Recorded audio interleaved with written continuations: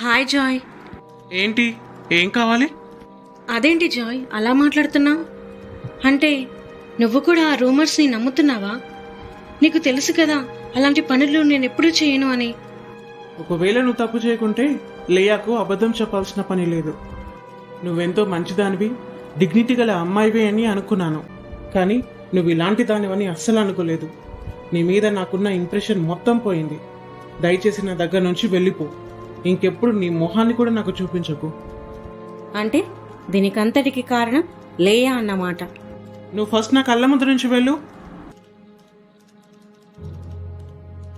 లేయా, నాకు మన బాస్కి రిలేషన్ ఉందని పిచ్చి పిచ్చి రూమర్స్ క్రియేట్ చేస్తున్నావంట. నీకెంత ధైర్యం అసలు? నా గురించి అబద్ధాలు స్ప్రెడ్ చేయాల్సిన అవసరం ఏంటి? దీనివల్ల నీకేమొస్తుంది? అంటే ఇప్పుడు నువ్వు నన్ను ఇంటరాగేట్ చేస్తున్నావా? నువ్వు చెప్పే సోది అంతా వినే టైం నాకు లేదు. నేను వెళ్తాను.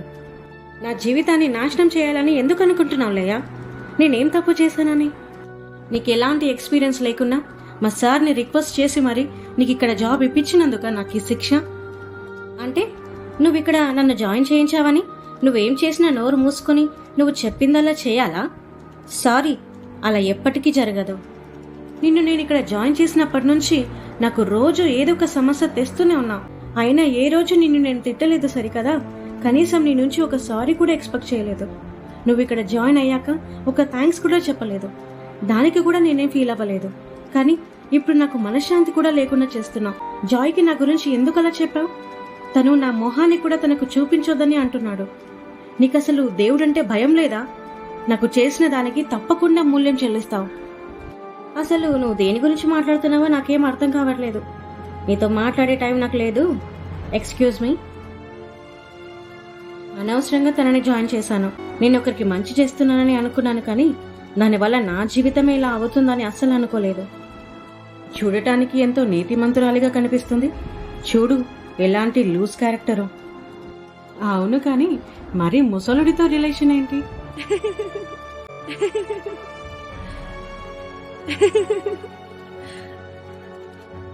అందరూ లేయా చెప్పిన రూమర్స్ని నమ్ముతున్నారు. సరేలే, నాకు ఇలా జరగాల్సింది. నేనే కదా జాయిన్ చేశాను. కానీ తను తప్పకుండా దానికి మూల్యం చెల్లిస్తుంది.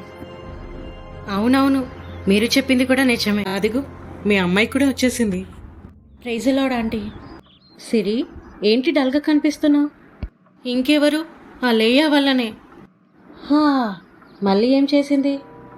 నాకు మా బాస్కి మధ్య రిలేషన్ ఉందని తప్పుడు ప్రచారం చేస్తుంది. మా ఆఫీసులో అందరూ తనని నమ్ముతున్నారు. అందుకే నేను నీకు ముందుగానే చెప్పాను, ఇలాంటి వాళ్లకు సహాయం చేస్తే మన పళ్ళను మనమే విరగొట్టుకుంటున్నట్టు ఉంటుంది అని. అవును, నువ్వు చెప్పింది నాకు ఇప్పుడు అర్థమవుతుందమ్మా. నువ్వు చెప్పినప్పుడే నేను వినాల్సింది. అమ్మా సిరి, సహాయం చేయడం తప్పు అని ఎప్పుడూ అనుకోవద్దు. తన అవసరతలో నువ్వు హెల్ప్ చేశావు. ఒక మంచి పనిని చేశావు. తను దానిని తప్పుగా వాడుకుంది కాబట్టి దానికి తగ్గ మూల్యం దేవుడు చేస్తాడు. అంతేకాదు, 2 తిమోతి 5:1 అంత్యదినములలో అపాయకరమైన కాలములు వచ్చినని తెలుసుకొనుము. ఎలాగనగా మనుషులు స్వార్థప్రియులు, ధనాపేక్షలు, బింకములాడువారు, అహంకారులు, దూషకులు, తల్లిదండ్రులకు అవిధేయులు, కృతజ్ఞత లేనివారు, అపవిత్రులు, అనురాగ రహితులు, అతిద్వేషులు, అపవాదకులు, అజితేంద్రియులు, క్రూరులు, సజ్జనద్వేషులు, ద్రోహులు, మూర్ఖులు, గర్వాంధులు, దేవుని కంటే సుఖానుభవము ఎక్కువగా ప్రేమించువారు, పైకి భక్తి గలవారి వలె ఉండియు దాని శక్తిని ఆశ్రయించని వారున ఇందురు.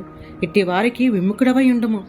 పాపభరితులై నానా విధములైన దురాశల వలన నడిపింపబడి ఎల్లప్పుడూ నేర్చుకొనుచున్నను సత్య విషయమైన అనుభవ జ్ఞానము ఎప్పుడునూ పొందలేని అవివేక స్త్రీల యొక్క ఇండ్లలో చొచ్చి వారిని చెరపట్టుకుని పోవారు వీరిలో చేరినవారు.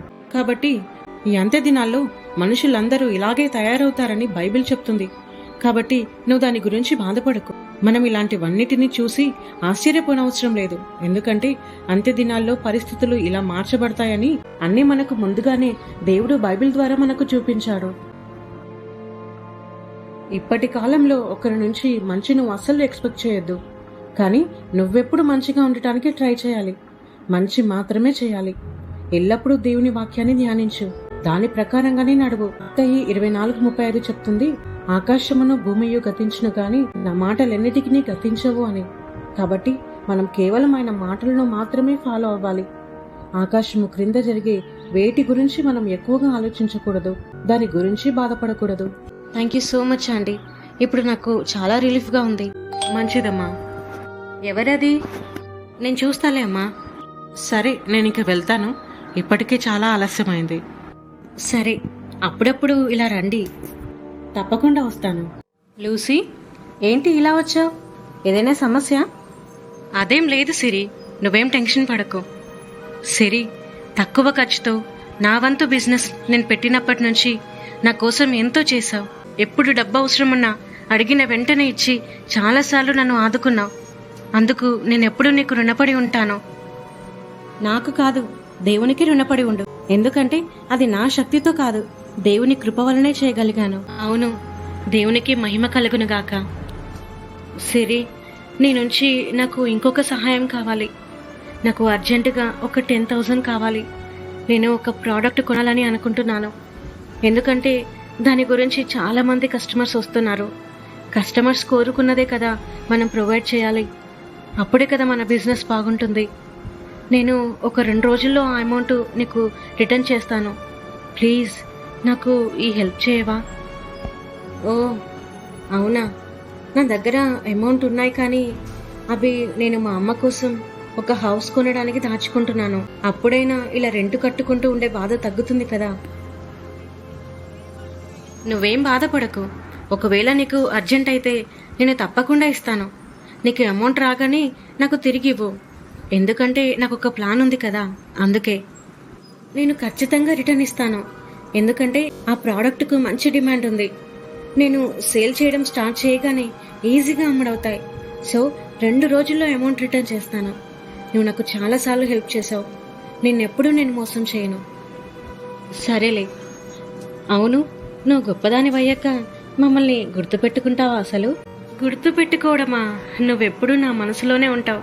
ఎందుకంటే నాకెన్నోసార్లు సహాయం చేసావు కాబట్టి. సరే ఆగు, మనీ తీసుకొస్తాను. సిరి, నువ్వు చేసిందేం బాలేదు. ఏమైంది? దేని గురించి మాట్లాడుతున్నావు? అవును, బైబిల్ చెప్తుంది మనం మంచి వాళ్ళగా ఉండాలి అని. అంతేకాని మరీ పిచ్చోళ్ళుగా ఉండాలని కాదు. నీకు తెలుసు ఆ డబ్బు తనకంటే మనకే ఎక్కువ అవసరమని. అయినా ఎందుకు ఇచ్చావు? నిన్ను ఇంకొకరు మోసం చేయాలని అనుకుంటున్నావా? అమ్మా, ఏం బాధపడకు. ఒకవేళ తను మోసం చేయాలని అనుకున్నా కూడా నాకు బాధ లేదు.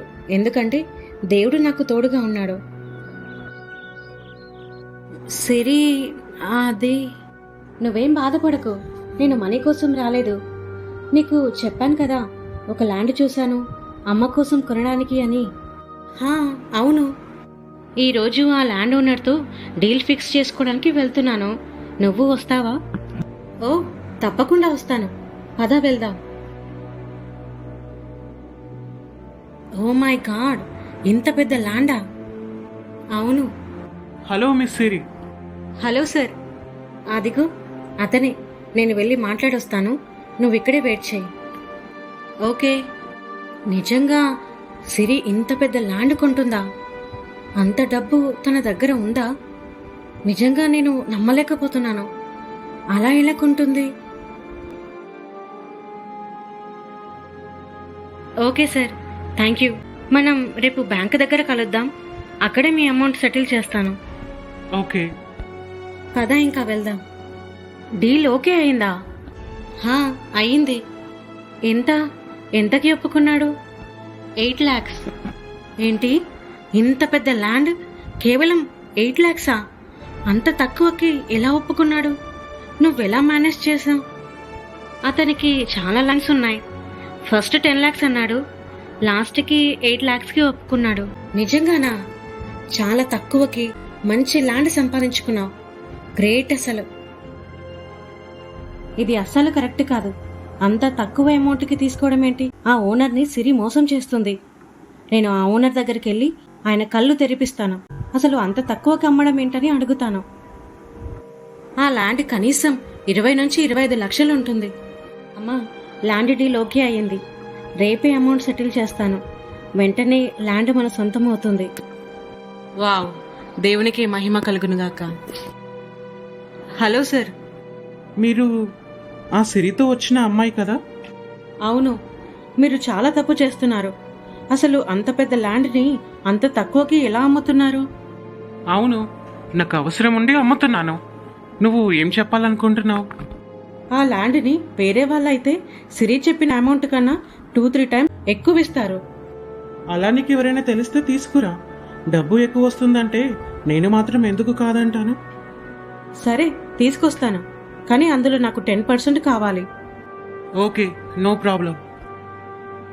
సార్, నేను మీ ఇంటి దగ్గర నుంచే వస్తున్నాను. బ్యాంకు టైం అయింది కదా, అందుకు. వెళ్దామా సార్? బ్యాంకుకా? ఎందుకు? అదేంటి సార్, ల్యాండ్ అమౌంట్ బ్యాంకు దగ్గర పే చేస్తానని చెప్పాను కదా. ఓ, ఆ ల్యాండ్ నిన్ననే అమ్ముడుపోయింది. ఏంటి, అమ్ముడు పోయిందా? అదేంటి సార్, నాకు ఇస్తామని మాట ఇచ్చారు కదా. మాటనే ఇచ్చాను, అగ్రిమెంట్ చేసుకోలేదు కదా. అంతేకాదు, వాళ్ళు నీకంటే ఎక్కువ డబ్బులు ఇచ్చారు. ఇప్పుడు ఎలా? అమ్మకు ఏమని చెప్పాలి? నాకేం అర్థం కావట్లేదు. ఈయన ఇంత ఈజీగా మాట మారుస్తాడని అస్సలు అనుకోలేదు. లూసీ, నీకు తెలుసా, ఆ ల్యాండ్ ఓనర్ నన్ను మోసం చేశాడు.